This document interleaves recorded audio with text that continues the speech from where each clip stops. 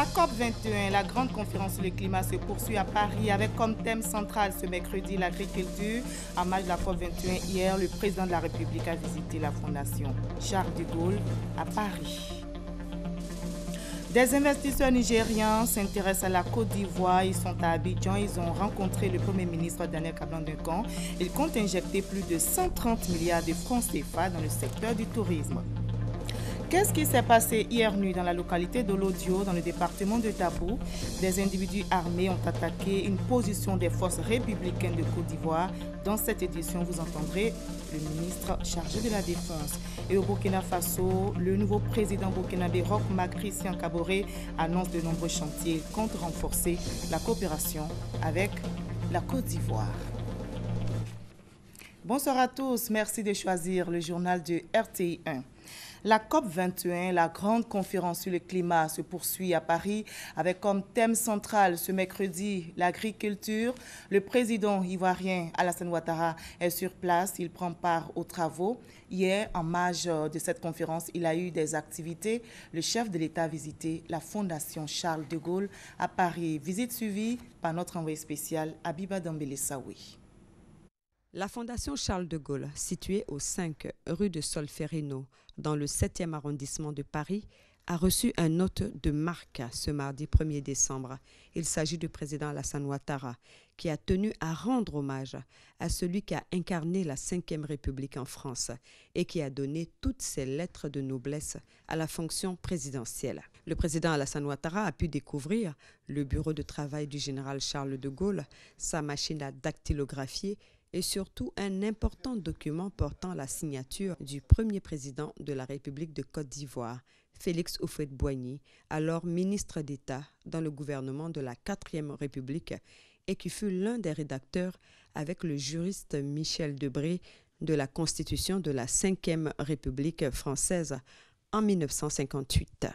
Félix Houphouët-Boigny a été une figure très importante de la vie politique française de l'après-guerre. Il a été élu député dès 1946 sous l'étiquette du RDA et avant même d'être ministre, il a eu une activité législative tout à fait importante. C'est lui par exemple qui est à l'origine de l'abolition du travail forcé dans ce qui était encore l'empire colonial français dès 1946. Ministre d'État sous Guy Mollet dès 1956, ministre sans discontinuer jusqu'à la fin de la 4e République. Il a notamment été ministre de la Santé de Félix Gaillard. C'est lui notamment qui a beaucoup réfléchi à la réforme du Code de santé publique. Et enfin, surtout, en 1958, Félix Houphouët-Boigny s'est naturellement imposé comme l'un des grands sages de la République qui ont contribué précisément à l'écriture de la Constitution de la 5e République. Il a totalement en charge justement la réflexion sur la notion de communauté française qui lui doit beaucoup. Il en est évidemment l'un des défenseurs en Côte d'Ivoire, mais il en est aussi tout simplement l'un des élaborateurs, avec cette théorie justement propre à Houphouët-Boigny, selon lequel précisément ce qu'il appelle les relations humaines particulières entre les Français et les Africains doivent conduire précisément à cette évolution progressive vers l'indépendance, avec le maintien d'une amitié, de liens très forts avec la France. Et en retour, évidemment, Félix Houphouët-Boigny est considéré par la France comme l'homme de référence, en quelque sorte, l'homme de confiance, l'homme en qui la France a une confiance totale et absolue. C'est à cette époque que le général de Gaulle décide de la tenue du Conseil des ministres tous les mercredis et cette tradition est respectée en France tout comme en Côte d'Ivoire. Au terme de cette visite, le président Alassane Ouattara a signé le livre d'or de la Fondation, assis dans le fauteuil du président de Gaulle. Et vous savez, c'est un grand jour pour moi, pour la délégation, pour la Côte d'Ivoire. Vous savez que le président Félix Houphouët-Boigny a été un des proches collaborateurs du général de Gaulle. Et donc venir dans ce bureau que le général a occupé et voir la signature de notre président qui a été membre du gouvernement de la 4e République, ministre d'État du général de Gaulle, est un immense honneur. Avec beaucoup d'émotion que nous effectuons cette visite accompagnée du ministre d'État, secrétaire général de la présidence, le ministre d'État, ministre des Affaires étrangères et notre ambassadeur à Paris. Et en tout cas, c'est une grande fierté pour la Côte d'Ivoire et pour nous Ivoiriens. L'Institut Charles de Gaulle, créé en 1971, devenu fondation en 1992 est dirigé par l'ancien ministre français Jacques Godefroy. Il a pour mission de faire connaître en France, tout comme à l'étranger, l'action et l'œuvre du général de Gaulle, né en 1890 à Lille. Se résistant avec l'appel du 18 juin 1940, cet ami de l'Afrique, l'homme de la décolonisation, s'est éteint le 9 novembre 1970 à 19h. Et depuis, l'horloge de son bureau reste figée à 7 heures. Un destin exceptionnel. Plusieurs délégués venus de 195 pays prennent part à la COP21 à Paris. On note aussi la présence des élus locaux africains. Ils veulent apporter leur contribution au débat sur le réchauffement climatique. L'Afrique, qui n'émet que 3% du gaz à effet de serre, est l'une des grandes victimes du réchauffement. Alors, pour les élus locaux, ce combat pour le climat doit se faire avec eux. Le reportage de notre envoyé spécial, Mamadou Kouassi.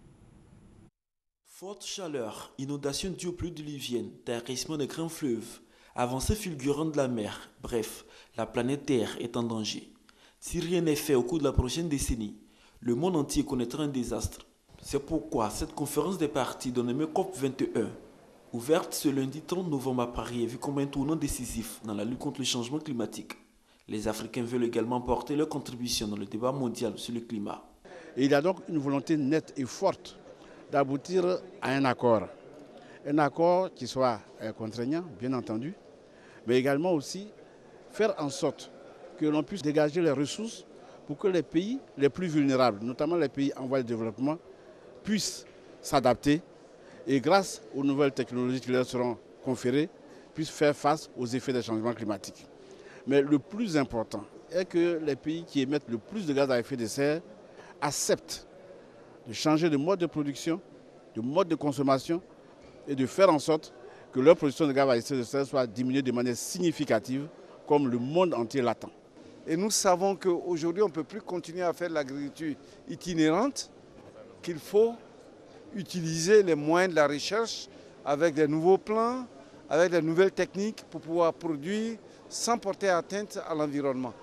Donc nous sommes venus porter ce message pour dire que nous devons nourrir nos populations tout en vivant sainement et se nourrir soit aussi sainement. Pour d'autres, il faut beaucoup d'engagement des pays pollueurs pour garantir l'avenir de la planète. Si l'Afrique a les moyens de prévenir ces fléaux-là, je pense que le monde entier, dans son ensemble, en profitera. D'autant que l'Afrique émergera, comme a dit l'autre, d'ici quelques années, en termes de population, en termes de potentialité agricole, etc., etc. Donc, je crois que le monde, la solidarité mondiale devrait aider l'Afrique dans ce domaine-là. Au cours des travaux, la voix des élus locaux africains sera portée par le Conseil des collectivités territoriales de l'espace UEMOA, une organisation sous-régionale dirigée par François-Albert Amicha, maire de la commune de Treichville, dans le district d'Abidjan. Et loin de ces débats sur le climat, des investisseurs nigérians s'intéressent à la Côte d'Ivoire. Ils sont à Abidjan. Ils ont échangé aujourd'hui avec le Premier ministre Daniel Kablan-Duncan. Ces hommes d'affaires à la tête d'un grand groupe nigérien comptent injecter plus de 130 milliards de francs CFA dans le secteur du tourisme. Une somme qui servira à la réhabilitation de l'Ivoire Golf Club d'Abidjan. À terme, il s'agit d'en faire un hôtel 5 étoiles d'environ 300 chambres avec un parcours de golf international. C'est l'un des plus gros groupes de services financiers sud-africains actifs dans 38 pays, dont 18 en Afrique. L'établissement financier Standard Bank veut aussi investir en Côte d'Ivoire. Le conseil d'administration vient de s'entretenir, comme vous le voyez, avec le Premier ministre Daniel Kablan-Duncan. L'établissement financier est intéressé par plusieurs projets, notamment l'agriculture et les télécommunications.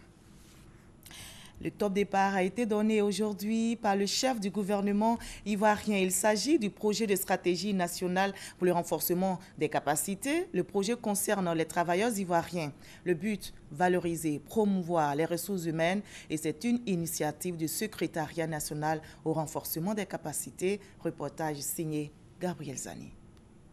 La Côte d'Ivoire se dote d'une stratégie nationale pour le renforcement des capacités Le pays veut former des ressources humaines pour s'adapter aux besoins du moment. Le projet de cette stratégie nationale pour le renforcement des capacités a été présenté ce mercredi au chef du gouvernement par le secrétaire national au renforcement des capacités.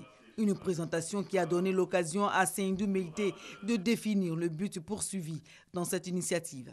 L'élaboration d'un document de stratégie sur le renforcement des capacités est un projet particulier en raison de sa dimension scientifique, du fait qu'un tel projet porte essentiellement sur l'homme.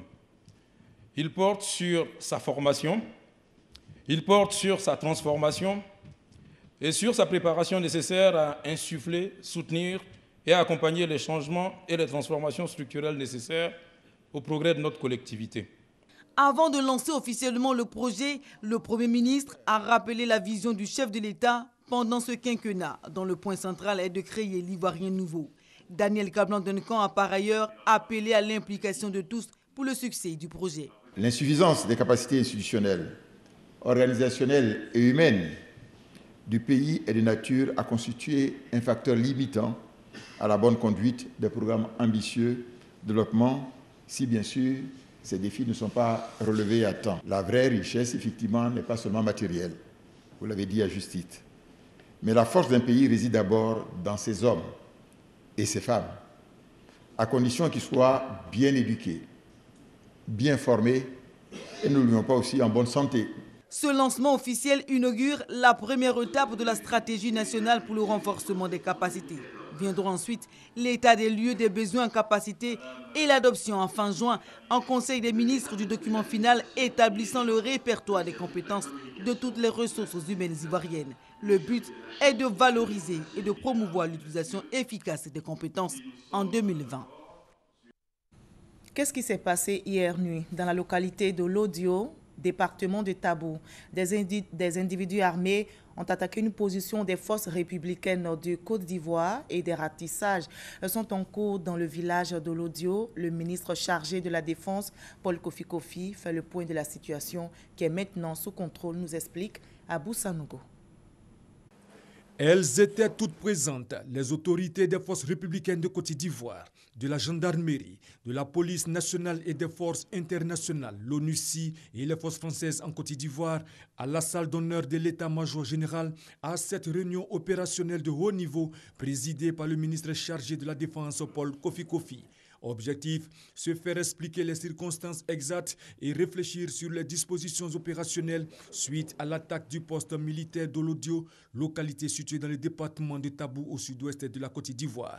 Ce matin, vers 4 heures de nos positions sur Lodio, on a connu une attaque qui s'est soldée par un bilan ci-après, à savoir que nos positions ont perdu 6 hommes et du côté de l'ennemi, il y a eu 4 pertes en vie humaine, mais il y a eu en plus de cela,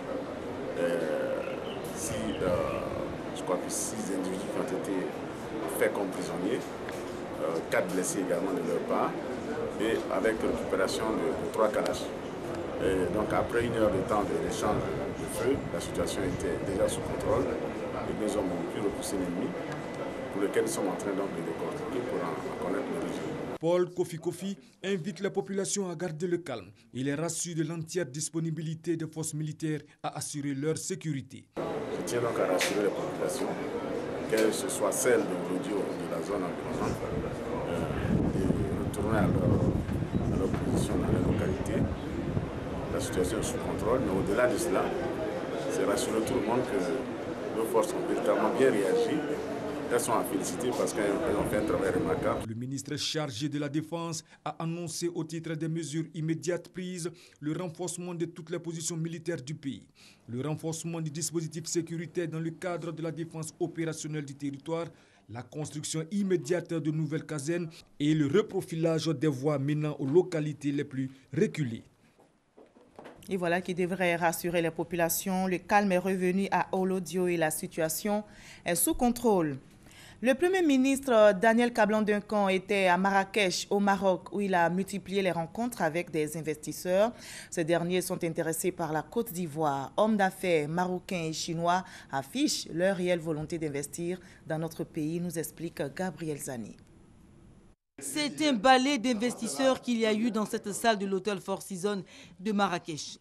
El Alami Moulé Hafid, ministre marocain de l'industrie et du commerce, Ali Mabib, responsable du Dextre Trading au groupe Attijari Wafa Bank, Seyd Zarour, président de Marchika Med, au moins une dizaine d'audiences accordées par le Premier ministre Daniel Kablan-Duncan, accompagné de Jean-Louis Billon, le ministre du Commerce.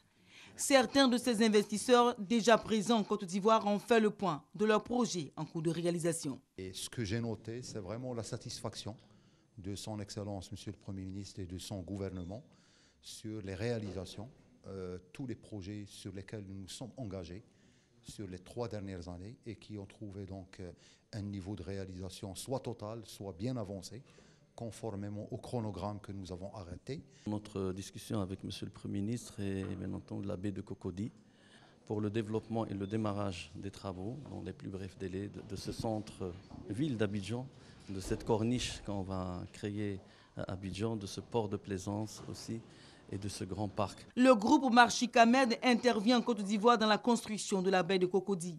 Il s'intéresse aussi au développement de l'île Boulé. Mais d'autres investisseurs sont nouveaux, c'est le cas de Beijing Capital Group et de CoPower, une compagnie pétrolière. Donc nous allons amener des délégations chinoises pour participer aux projets tels que la construction des hôtelleries, des infrastructures, ainsi que les projets pour faciliter la communication. En espérant qu'on pourrait avoir plus de coopération sino-africaine, plus d'investissements et plus de projets qui puissent réussir. Monsieur le Premier ministre nous a introduit le pays Côte d'Ivoire et sur plein d'aspects, ça nous intéresse énormément. Et en plus, hier, pendant son discours, pendant la conférence, le contenu de son discours est également très intéressant. Le ministre des Ressources animales et halieutiques vient de conduire une mission en France. Kobena Kwasi Adjoumani était à la 29e édition du Salon international de l'élevage. La délégation ivoirienne a eu plusieurs rencontres. Des partenariats ont été noués en vue de la promotion de la filière porcine en Côte d'Ivoire. Serge Kolia. Le SPACE, Salon international de l'élevage, est une manifestation des professionnels consacrés à promouvoir et à développer des filières de production animale. Il constitue une opportunité de rencontre, de contact d'affaires, de liens de partenariat, de visite à des exploitations et des entreprises agroalimentaires et permet d'assister à un large panel de conférences sur des thèmes liés au secteur de l'élevage. La délégation ivoirienne à cette 29e édition était conduite par le ministre Kobena Kwasi Adjoumani. À ses côtés, le directeur général de la CIVAC, la Société ivoirienne d'abattage et de charcuterie, ainsi que plusieurs acteurs du secteur de l'élevage en Côte d'Ivoire. L'objectif à travers cette mission était de poursuivre les actions de partenariat entre la CIVAC et la Coperle Arc Atlantique en vue de finaliser les actions prioritaires qui démarreront en 2016 dans le cadre de la relance de la filière porcine. Coperle est fortement implanté en France et en Europe. Notre souhait, c'est de voir Coperle nous appuyer et faire en sorte que nous devenions grands pour pouvoir rayonner sur la sous-région. Cette mission, conduite par le ministre Kobena Kwasi Adjoumani, a permis d'ouvrir des perspectives très enrichissantes pour la filière porcine en Côte d'Ivoire à travers l'implication de la Coperle Arc Atlantique dans un partenariat stratégique avec la CIVAC et les acteurs locaux. Et le ministère des Eaux et Forêts est aussi en activité. Il vient de lancer la Semaine nationale de l'eau. C'est la première édition. Elle porte sur la gestion et la protection des ressources en eau. L'enjeu, permettre aux populations d'accéder à de l'eau de qualité, à l'eau potable. Explication Herman Niamien. C'est par un décret pris en Conseil des ministres en janvier 2015 que le gouvernement a institué la Semaine nationale de l'eau. Elle vise à engager des réflexions pour une gestion durable des ressources en eau afin de les protéger et les exploiter de façon à satisfaire les besoins actuels sans compromettre ceux des générations futures. Nous avons l'impression qu'elle est abondante, mais si nous nous prenons garde, il pourrait nous arriver donc des surprises désagréables. Il faut donc que nous apprenions à économiser l'eau, à la gérer de manière durable. Là où les gens vont chercher de l'eau dans les cuvettes, dans les seaux, je pense que l'eau ne se gaspille pas comme ça. Donc ce qu'on devrait souhaiter, c'est que effectivement celles qui disposent de l'eau en abondance puissent en assurer la gestion rationnelle. La première édition organisée par le ministère des Eaux et Forêts a réuni plusieurs acteurs de l'eau en Côte d'Ivoire. Cette semaine nationale qui résulte des recommandations des États généraux de la forêt, de la faune et des ressources en eau est une aubaine pour établir le dialogue autour de l'eau afin de pouvoir passer progressivement de la gestion sectorielle de l'eau à une gestion intégrée. C'est un cadre de débat à l'issue duquel je pense que les attentes des populations vont pouvoir s'estomper. Les attentes des populations qui se posent toujours des questions. Qu'est-ce qui fait que ça ne va pas? Qu'est-ce qui fait que jusque-là, ils n'ont pas encore leurs besoins satisfaits? La politique nationale de l'eau en Côte d'Ivoire s'articule autour de 13 axes stratégiques et s'appuie sur les enjeux du développement durable. Durant cette semaine de l'eau, le ministère des Eaux et Forêts entend renforcer la prise de conscience des différents acteurs et de la population sur l'importance de l'eau pour le développement économique de la Côte d'Ivoire. L'association des étudiants de l'université Félix Houphouët-Boigny condamne les récentes violences au sein de l'université et qui ont entraîné la mort d'un étudiant. L'association vient de tenir un point presse. Elle appelle au calme et à la retenue les deux syndicats estudiantins à l'origine de ces violences, à savoir la FESI et l'AGC. Nous Sangaré, Grâce Kando.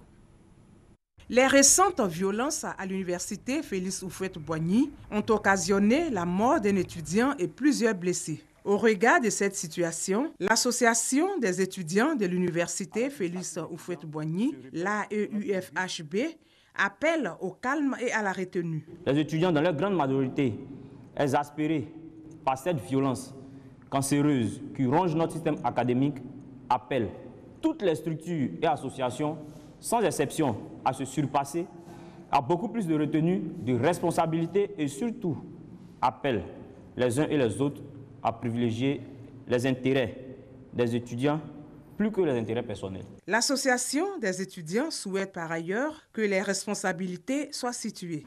Nous exigeons que la lumière soit faite sur cet événement tragique le plus vite possible et que les responsabilités soient clairement situées.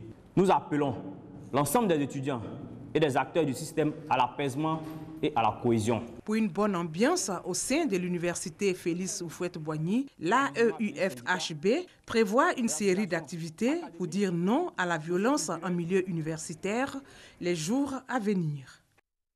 Nous partons maintenant à Gbeleban, dans la région du Kabadougou. La localité, à la grande joie des élèves et leurs parents, sera dotée d'un collège. Il est en construction. Les travaux avancent bien, nous dit notre reporter Konaté Moussa.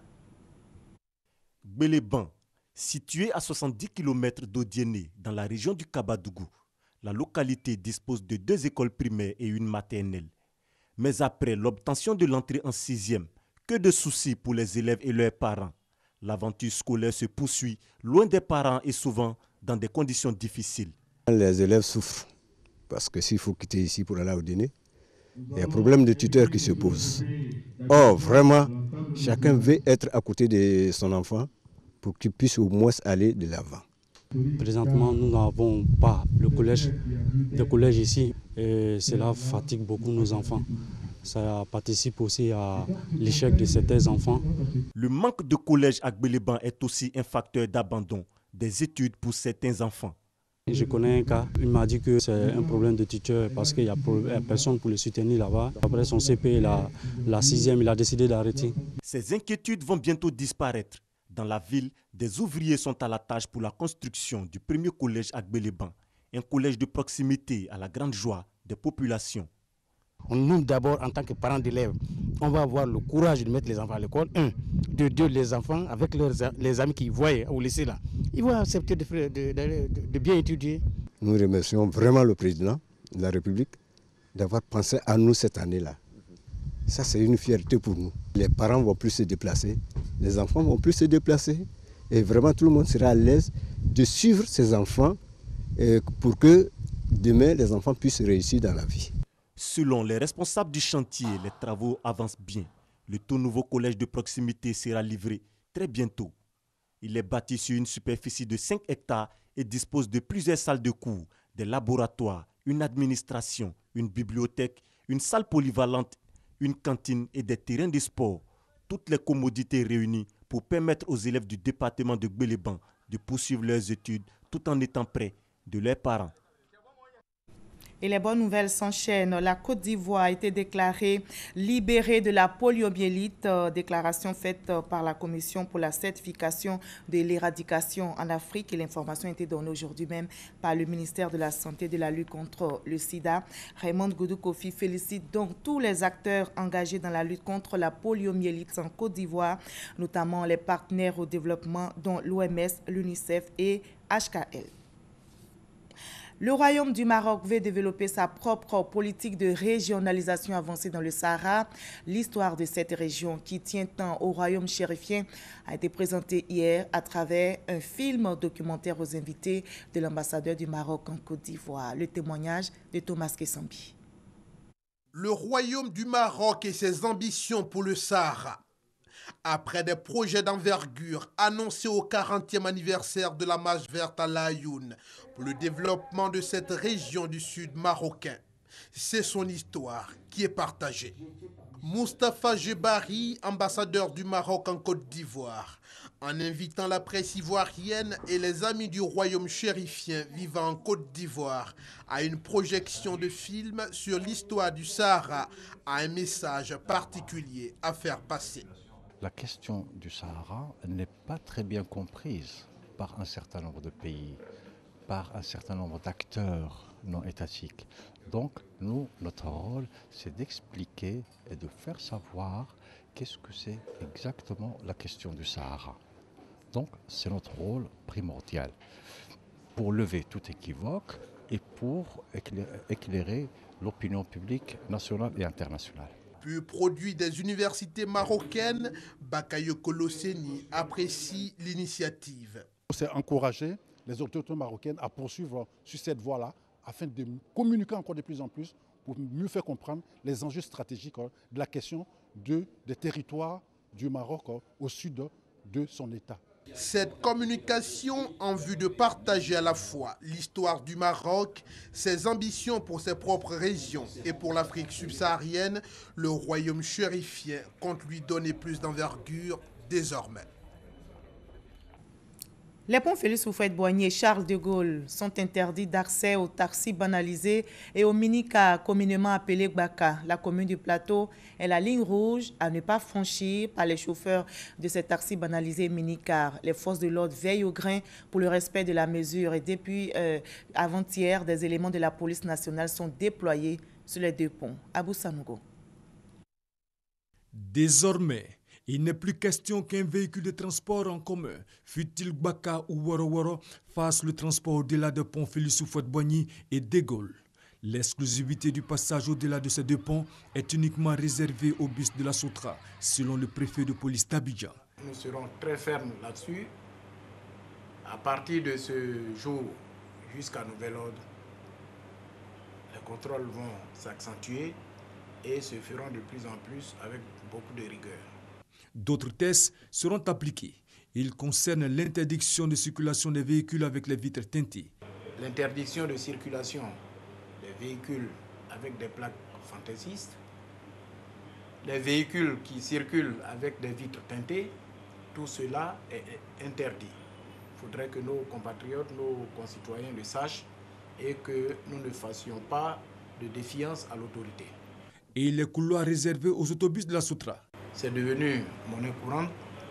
Quand on se sent pressé, on emprunte ces couloirs. Mais ce n'est pas normal.